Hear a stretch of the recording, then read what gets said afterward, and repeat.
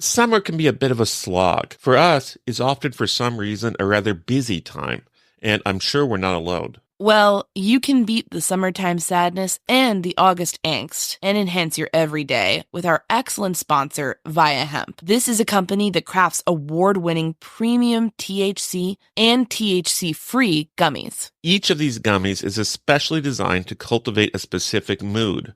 Whether you're looking to get relaxed, get quality sleep, get creative, or just to get focused. If you're 21 or older, you can experience it for yourself and get 15% off your first order with our exclusive code MSheet at viahemp.com. That's VIIAHEMP.com.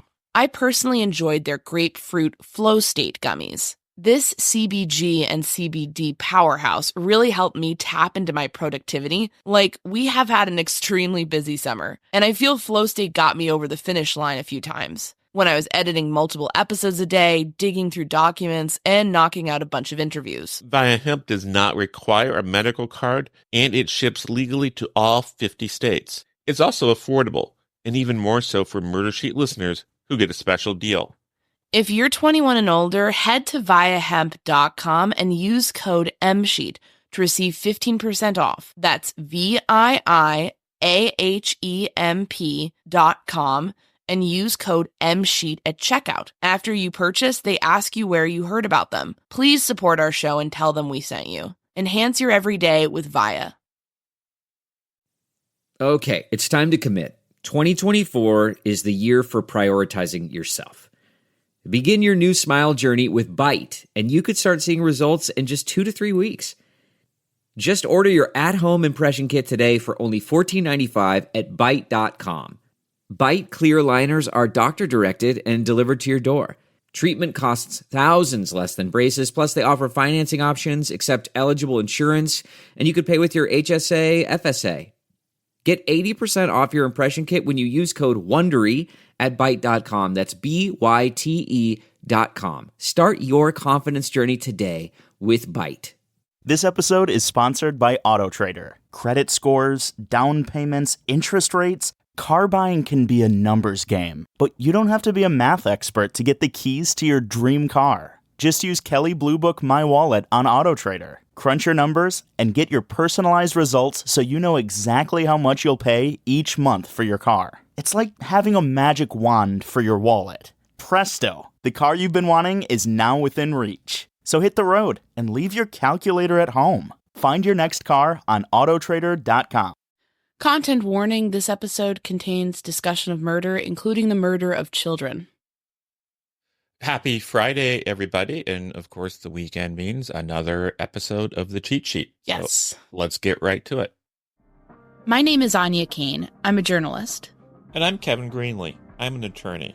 And this is The Murder Sheet. We're a true crime podcast focused on original reporting, interviews, and deep dives into murder cases. We're The Murder Sheet. And this is the Cheat Sheet, Searches and Sentencing.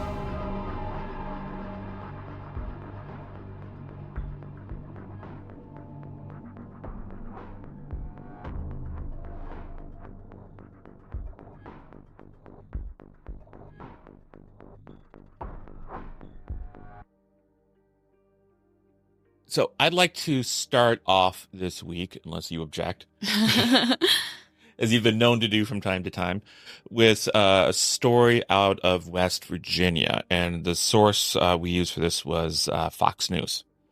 This is a bit of a cold case. This is a murder that happened about 20 years ago. Actually, I guess a little over 20 years ago, where a 10-year-old girl and her mother were killed. And they were never able to satisfactorily prove who did it. one of the suspects, the woman, I believe, was estranged from the father of the child. And so there was a custody battle going on. And also the woman was living with or at least staying with a man at the time. And let's give these people their names. The names of the victims are Susan Carter and Natasha or Alex Carter. Susan was 41 years old, and Natasha, and this is heartbreaking, she was just 10 years old. So it wasn't really clear who did it. There have been periodic investigations and reinvestigations because, just as you would hope, law enforcement doesn't like to give up on cases. And so they kept at it and kept at it. And in fact, just last year, well, rather in November of last year, the man they were staying with was indicted for the murder. This was a man named Larry Webb, who is in his 80s. He was indicted for the murder in November, and he was actually arrested for it earlier this month. So then, as it turns out, he became very ill, wanted to get in good with Jesus.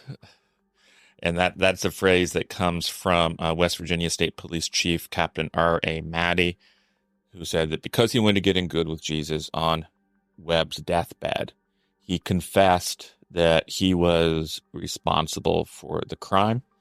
And furthermore, he gave detailed information about where exactly he buried the bodies.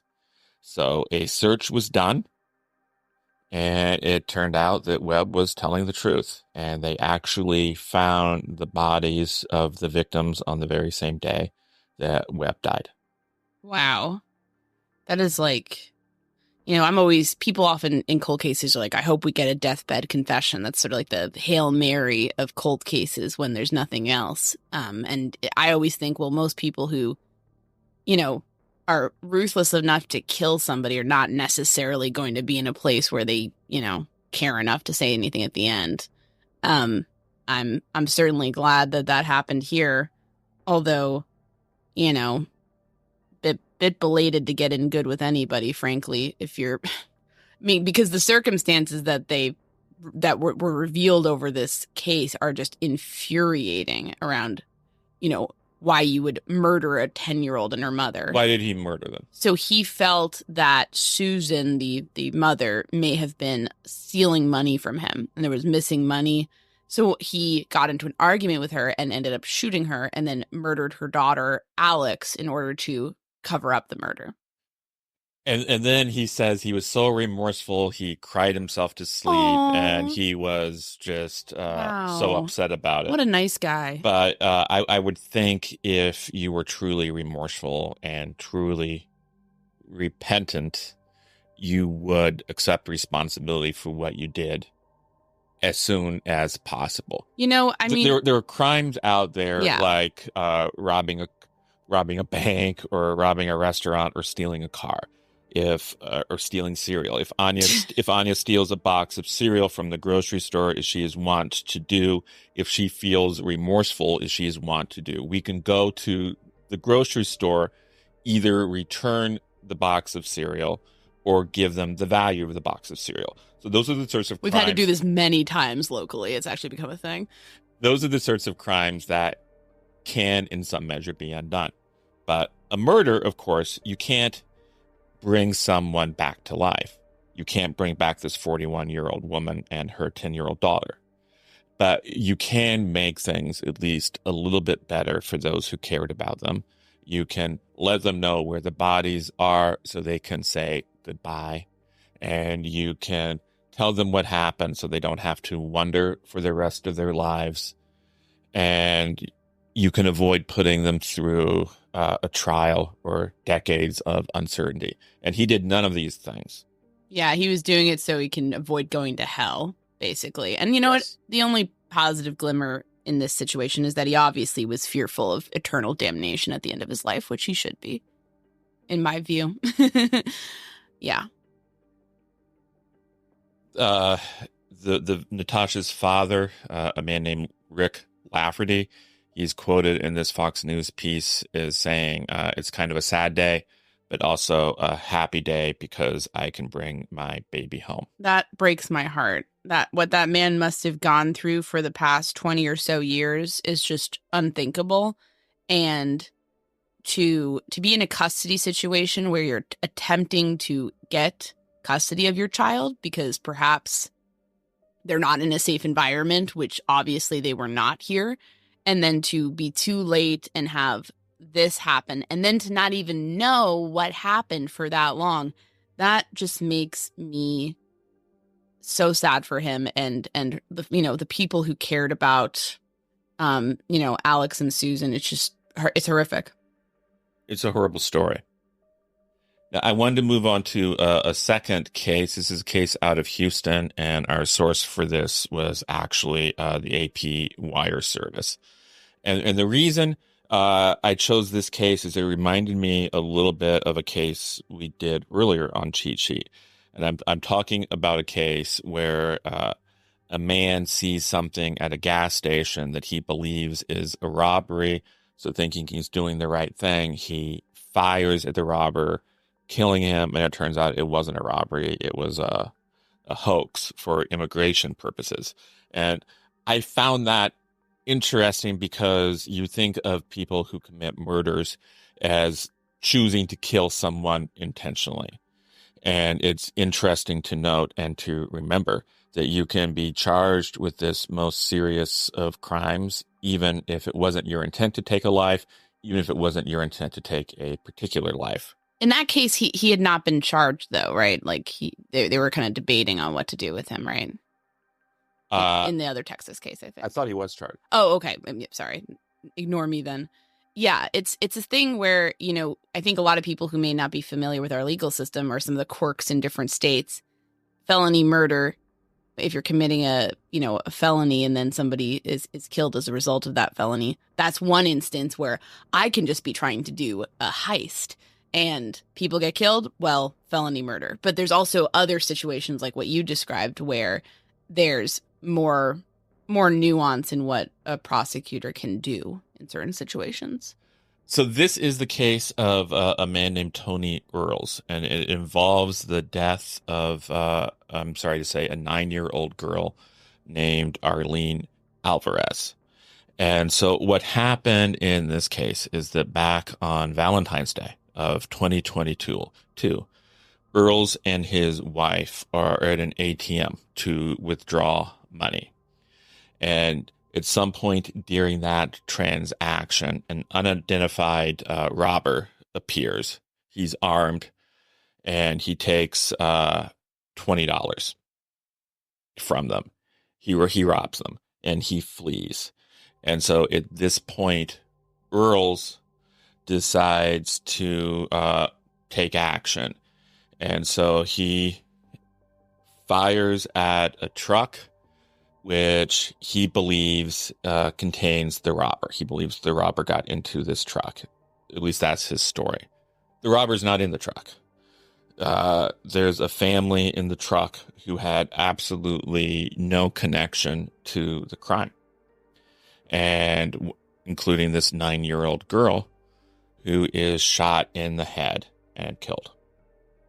And so Mr. Earls has now been charged with murder for this offense, and he is facing the possibility of life in prison. So, big picture, what do you think of that? Well, I mean, it's a tragic situation all around. Obviously, to a certain extent, I'm always going to be sympathetic with someone who's the victim of some sort of violent, scary crime. But much like the case we talked about in a previous cheat sheet with an Ohio man, an elderly man who was the victim of a scam, who then murdered an Uber driver who was not part of the scam, but that he suspected was. That was a horrific case. Just being the victim of some sort of crime does not then enable one to then lash out wildly and recklessly in a way that can then harm other innocent people. I think people in this country have a concept of self-defense that is often inaccurate.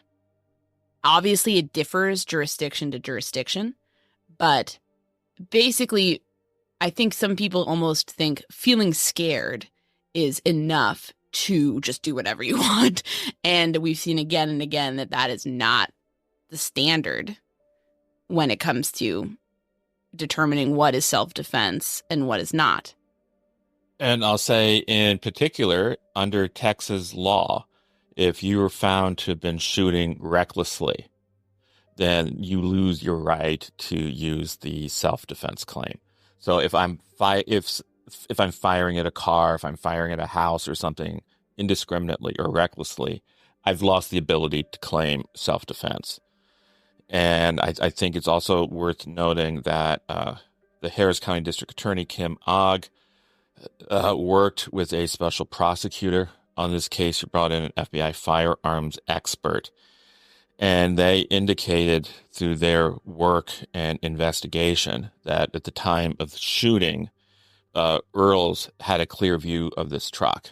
And there should have been no reason whatsoever for him to imagine that it was connected with the robber. So they think he was almost like lashing out wildly because he was upset about it. I think even if we look at our own personal lives, when people get angry, including us, including you, I imagine you're not always thinking clearly. And if you're in a situation where you and your wife have just been held up by a gunman, maybe you're not thinking clearly. But if your thinking is fuzzy, if you're angry, maybe that's not the best time to start firing a gun. Yes. Also, again, like, you know, the robber robs you and then is leaving, you know, the danger's over, right? Yeah. You know, they're not, unless you have some reason to suspect that they're getting into a truck and then are going to drive right back and run you over or shoot at you, the danger's over. And at that point, it becomes a grayer area, right? I mean, like it's not, you know, oftentimes you have to be confronted with a threat to your life, to your safety, in order for anything to rise to the level of once the threat ends, it's unclear if you can still commit self-defense against a threat. Like if a robber robs you at gunpoint and then gets away, goes to his house, next day you show up at his house and shoot him. Like there's not like, oh yeah, you're still, you know, like you put your, it's not some sort of, you know, green flag to just do whatever you want to this person for the rest of their lives. So, I mean, so to be clear, I also just the Rashad Scott case, which was the death that you mentioned over immigration fraud, also in Houston. So these two things both happened in Houston when the ringleader of this immigration scam in that was charged with murder. The guy who was the shooter, though, Jesus Vargas, not clear at this point. So we were both right. We were both right. So there is somebody charged with murder. It's not the shooter, though. So in that case, I think there's still... That is one where you're kind of like, well, I can understand where Mr. Vargas was thinking, I'm saving people from a violent robber right now. But in this situation, I think what the prosecutors are saying is like there was no reason to be just sort of shooting at a random car in the situation, even if you were upset and scared about a robbery. So he's facing murder charges. Facing life in prison. Wow, that's pretty serious. I mean, I would think if you were a defense attorney in that case, you'd be trying to make some kind of deal, essentially, that reduces time in prison. Unfortunately, they don't even have the guy in custody because he is on the lam, so to speak, for assault charges in another case. Oh, okay. So, okay, well, there you go. So he's on the lam for not this, but something else that he did or is accused of doing. Yes. Well, it's scary because you can be doing everything right, protecting your child, you know, just in your car, and somebody else having a terrible day can take that child's life away, essentially, because of bad decisions, reckless decisions. Can rob you of a child you love and cherish and that you had dreams for. That makes me so just sad for this family, but also just like disgusted. Like you don't, you know, guns are not, I don't think it's political to say this. I think people who are anti-gun, I think people who are pro-gun, guns are not toys. You know, life is not a movie. You don't just like shoot up in the air or shoot at a car like you're in some sort of, police action thriller, because innocent people can get killed by you doing that. And I think anybody who's a responsible gun owner understands, like, you don't point a gun, you don't shoot a gun unless it is a safe situation or you are being, your life is directly being threatened. And the fact that people are running around, accused of assault and also just shooting at cars with kids in them it's appalling. It's like, you don't deserve to have a weapon that can so readily kill people if you're not prepared to handle it properly and only use it in cases where it's truly appropriate. If you're a new parent, a bad day means you either ran out of coffee, diapers, patience, or all of the above. Stocking up on cold brew and deep breaths are all you. Hello Bello's got your baby's butt covered. Because Hello Bello believes all families deserve premium, affordable baby products. With their ultra-convenient diaper bundle subscription service that includes 7 packs of diapers and 4 packs of plant-based wipes, you'll never run out of supplies. Better yet, they're delivered to your door. Set, change, and cancel your delivery schedule whenever you want. If you're a parent, your to-do list is longer than all your baby's wake windows combined. Let Hello Bello take care of diaper runs until you're done potty training. It was named Best Diaper Subscription by New York Magazine and winner of the 2022 Good Housekeeping Parenting Award for a reason. Go to hellobello.com/Wondery to get 30% off your first customized bundle and a full-size freebie product of your choice. That's hellobello.com/Wondery to start bundling with 30% off your first order. Don't forget, that's hellobello.com/Wondery. Now, in this next case, I really want to pick your brain because it's a case where you have been much more in the weeds than me. And this is the Gilgo Beach murders investigation. Our source on this is ABC News. Big picture, the Gilgo Beach murders, some people. Why don't you give a quick big picture and I'll tell the latest developments. So there's some big developments in that case recently. We've covered it on the show, as you probably have heard. Give us a big picture. Yeah, no, that's what I'm doing now, sir. Jumping in, trying to pick my brain too soon. So Rex Heuermann is a New York City architect who lived in Massapequa Park in Long Island, and an area that I'm actually quite familiar with.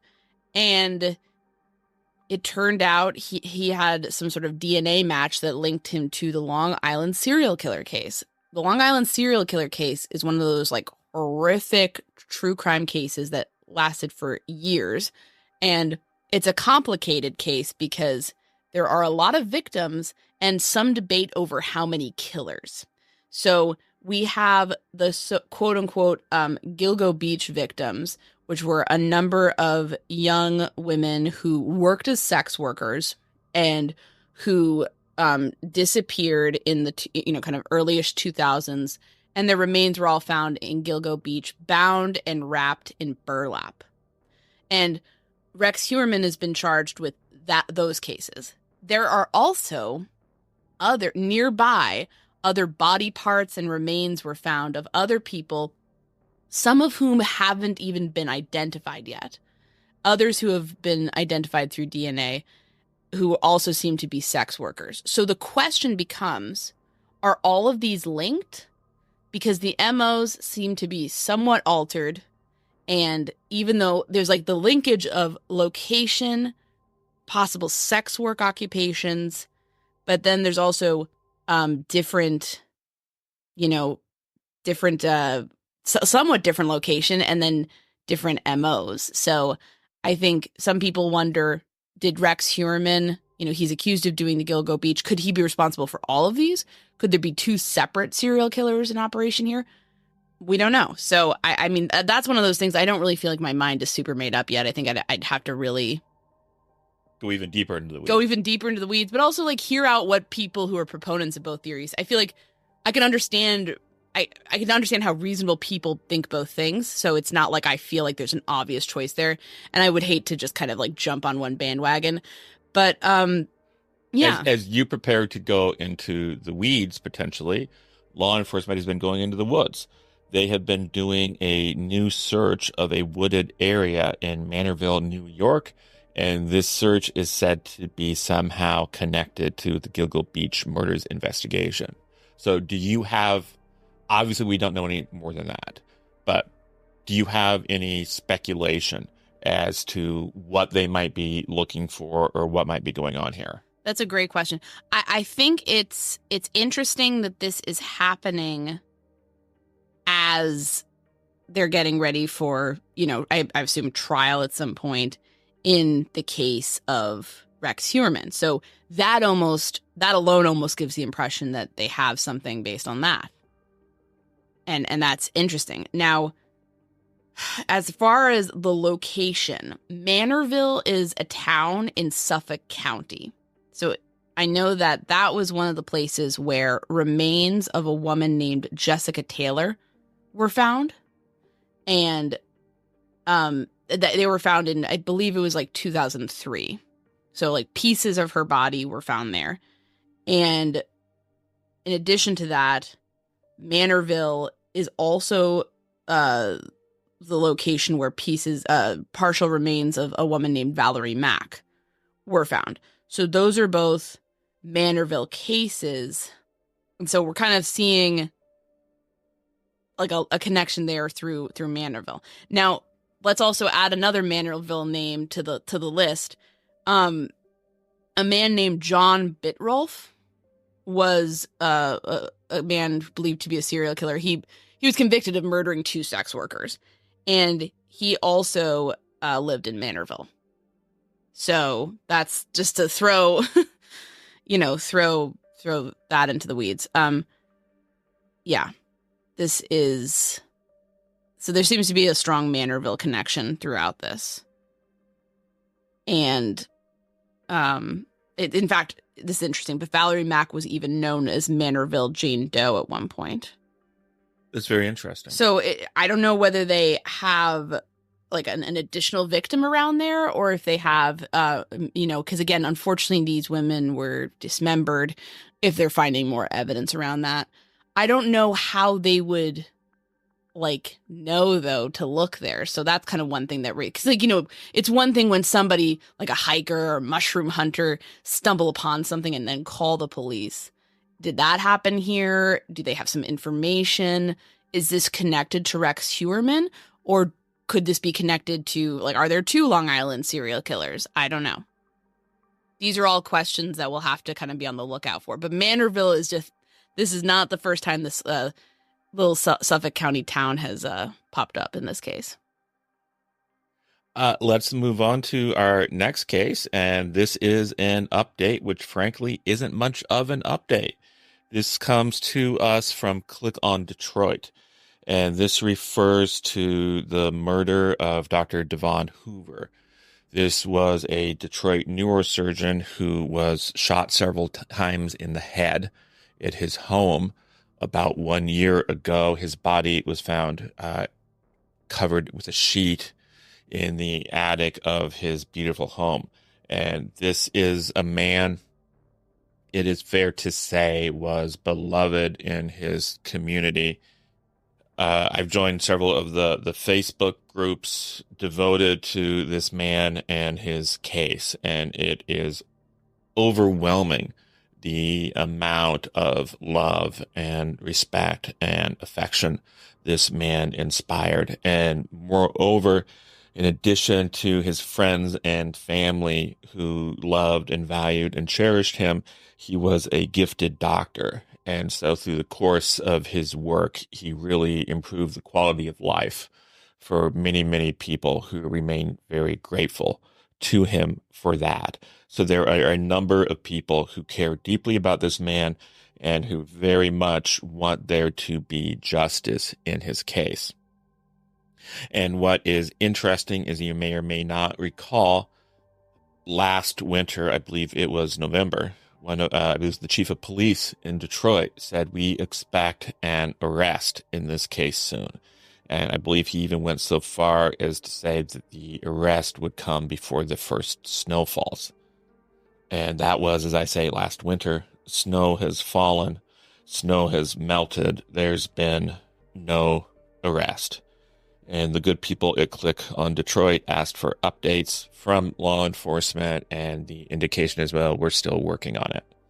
So, two things here. First of all, it is infuriating that a year later, the man or woman who took this wonderful human being from the world is still free and still not facing justice.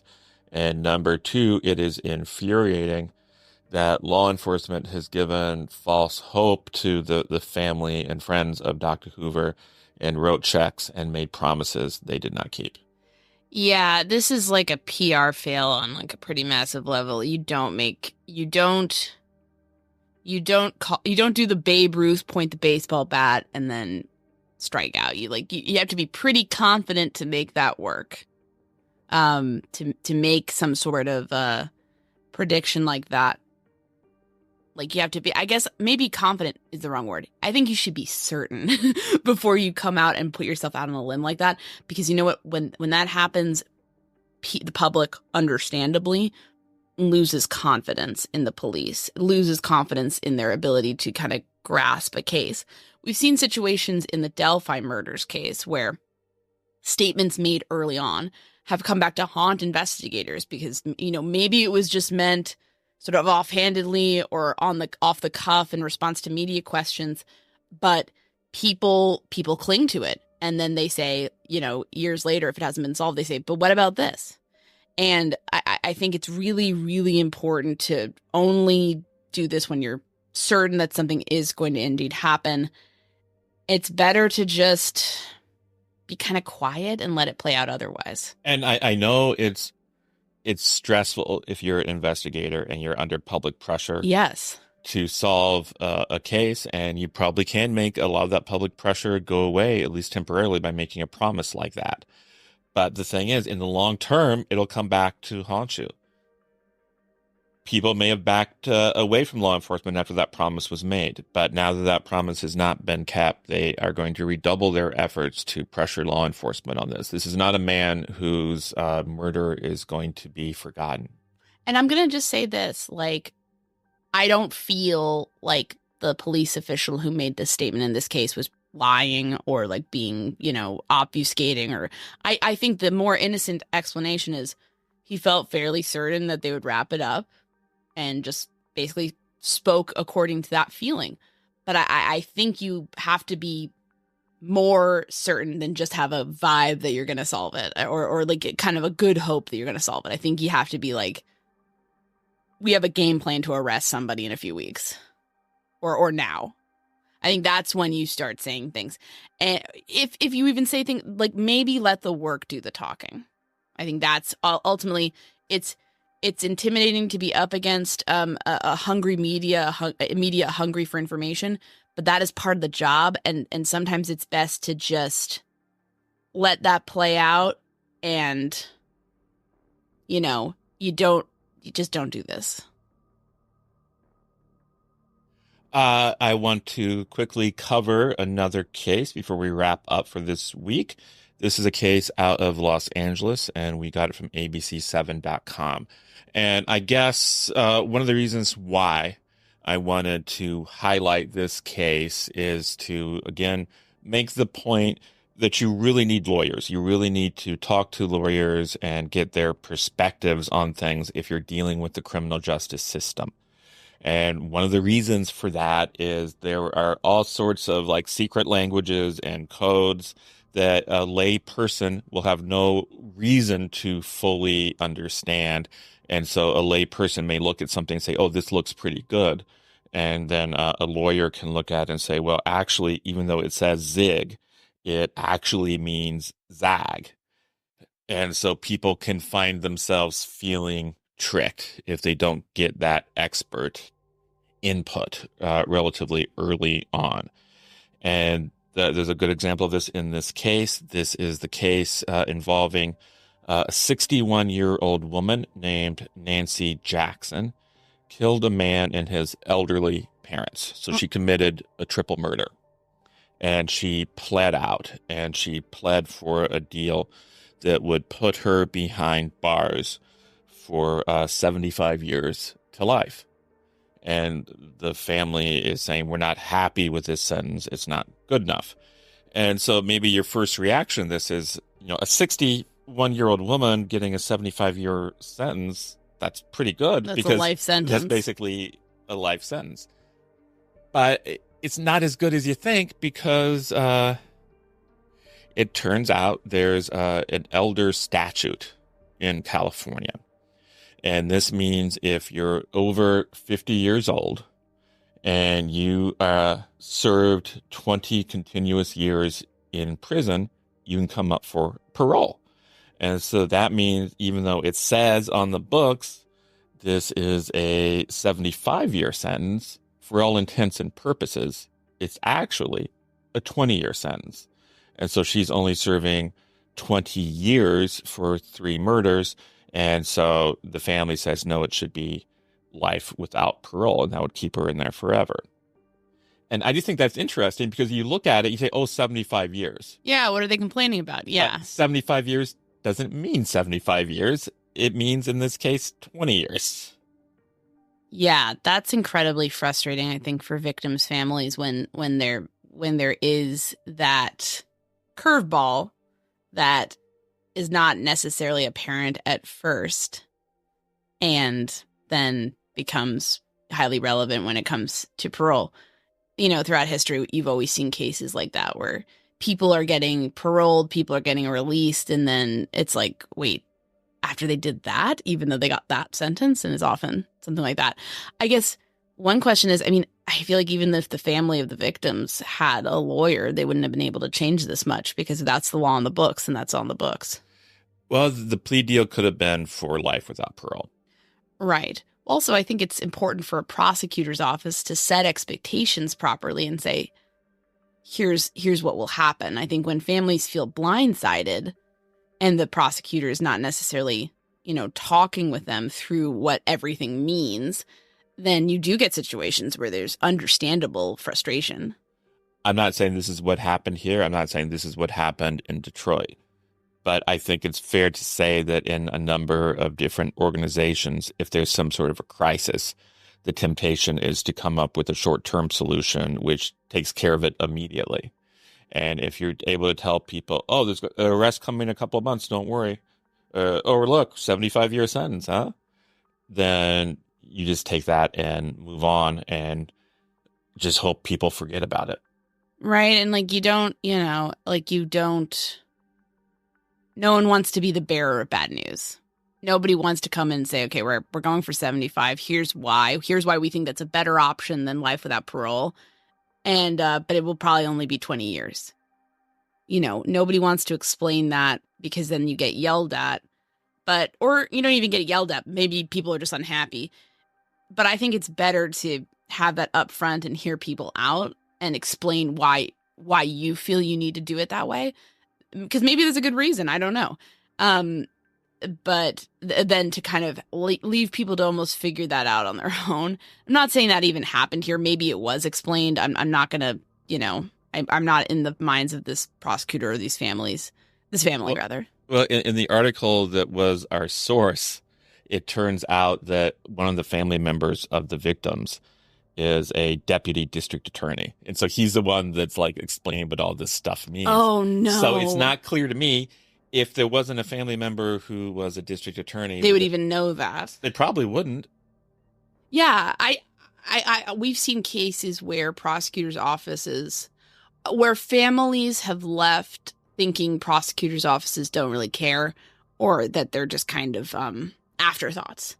And I think it's important listen, there's situations that we've heard about, in Indiana where it's like, we totally understand both sides. We totally understand why the family is so frustrated, but it's a weak case or it's not a case at all, really. And, the prosecutor should not bring something if it's really weak. That's not justice. That's not good prosecuting. That's kind of an abuse of power, actually.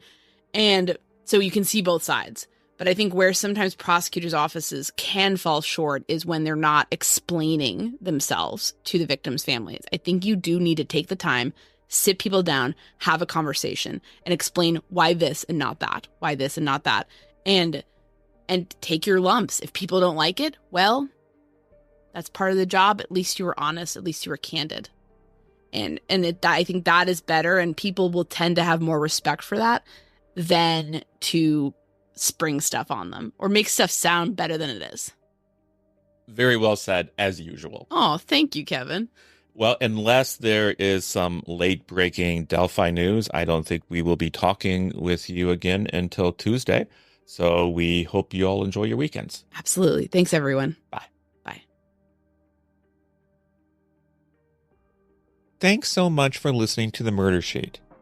If you have a tip concerning one of the cases we cover, please email us at murdersheet@gmail.com. If you have actionable information about an unsolved crime, please report it to the appropriate authorities. If you're interested in joining our Patreon, that's available at www.patreon.com/murdersheet. If you want to tip us a bit of money for records requests, you can do so at www.buymeacoffee.com/murdersheet. We very much appreciate any support. Special thanks to Kevin Tyler Greenlee, who composed the music for The Murder Sheet, and who you can find on the web at kevintg.com. If you're looking to talk with other listeners about a case we've covered, you can join the Murder Sheet discussion group on Facebook. We mostly focus our time on research and reporting, so we're not on social media much. We do try to check our email account, but we ask for patience as we often receive a lot of messages. Thanks again for listening.